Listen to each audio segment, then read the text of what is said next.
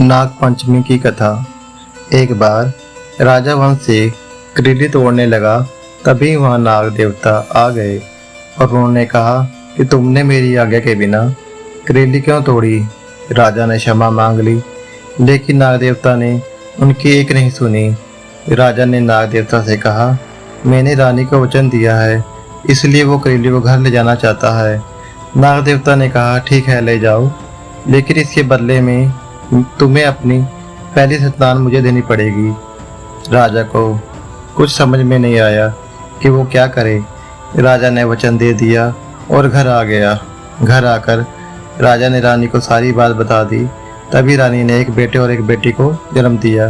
कुछ दिनों में नाग राजा के घर संतान लेने नाग देवता पहुँचे। राजा ने कहा कि पहली संतान लड़की हुई है, लड़की के मुंडन के बाद आना, तभी दूंगा। राजा की बात मानकर नाग वहां से चले गए। नाग फिर आए। राजा ने नाग को कहा कि शादी के बाद आना, लेकिन नाग ने सोचा कि शादी के बाद तो पिता का पुत्री पर कोई अधिकार ही नहीं होता। इसलिए नाग ने लड़की को उठा ले जाने की योजना बना ली। एक दिन नाग राजा की बेटी को उठाकर ले गया और राजा को बात बता दी। राजा ने जैसे ही बेटी को ले जाने की बात सुनी तो राजा की उसी समय मृत्यु हो गई।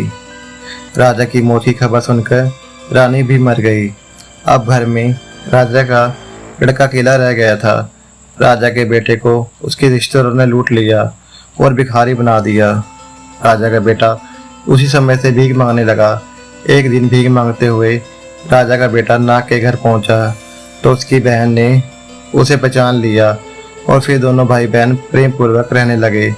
तभी से नाग पंचमी का त्यौहार मनाया जाता है। नाग पंचमी का त्यौहार देश भर में धूमधाम से मनाया जाता है।